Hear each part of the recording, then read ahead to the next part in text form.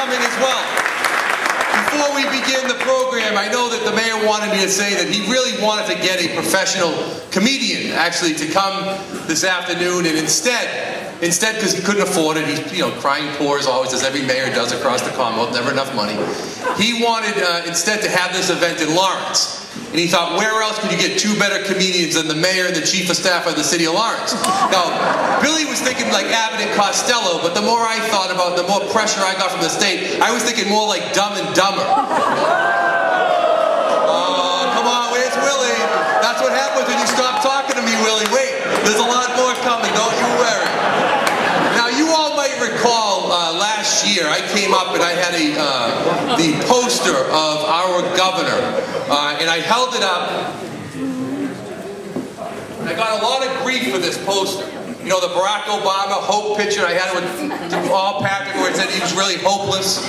And you might recall he's had a couple of tough years. I think it's more sort of, probably fits more today than it did last year, but I was thinking about it. I really felt bad because the governor was really upset with me. He had seen the picture in a number of newspapers, and you know, they gave me the cold shoulder for a while. And I was thinking about it this year, and I said, you know, hope is important. And for those of us in elected officials, elected office, these are difficult times. We were thinking it is time that we bring hope back to government, that we bring hope back to the communities. And it reminded me of a great line. I want you all to repeat after me. It was keep hope alive. Can you say that? Keep hope alive. Keep hope alive. Say it a couple of times. We got to get in the mood of hope. We have to bring hope back. So I was thinking about it. We have a number of elected officials here today who will bring back hope. And the more I thought about it, the more I said, we do have somebody here in the Commonwealth. He's running for office. He's someone who really can bring hope back to the Commonwealth. Because we all know the last time we voted for hope, we got disappointment.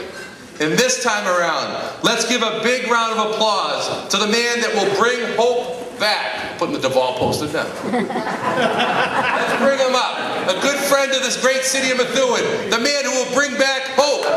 Charlie Baker. Let's bring him up. Let's give him a big round of applause.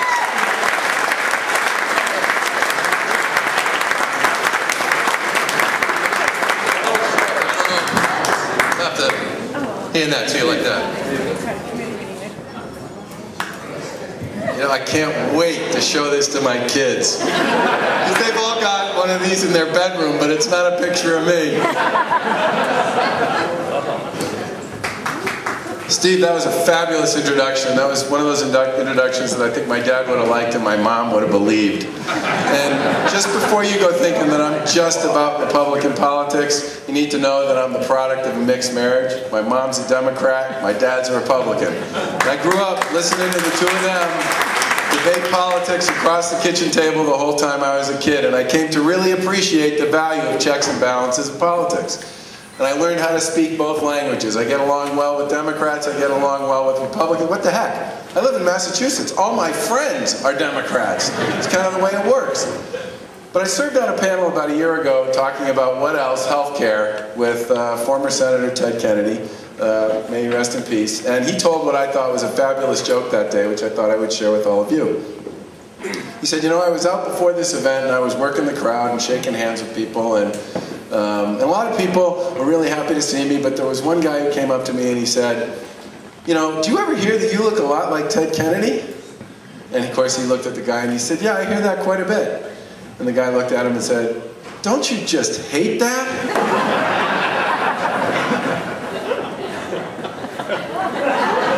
Not bad, not bad.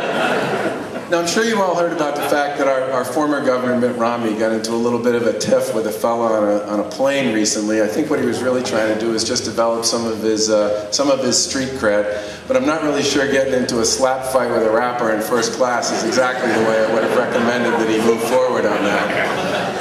I got a couple of chuckles out of you on that one. Let me just say two more things. One is that I fully expect during the course of this campaign that my opponents are going to call me a lot of names. You know, Tim Cahill called me an elitist. And I fully expect at some point I'm going to get called an insider. But I'm okay with all that, because at some point about 8 months from now, Tim Cahill's going to be calling me governor.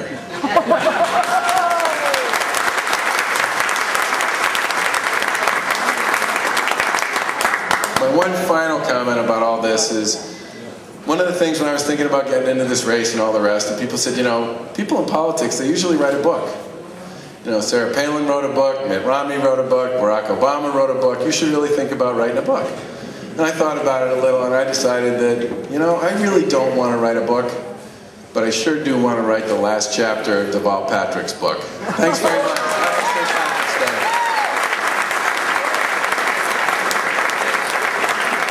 Now, just so everybody knows, Charlie could definitely take that home, but just so everybody knows, the mayor just reminded me, Charlie Baker has now been to a Methuen event one more time than the current governor has.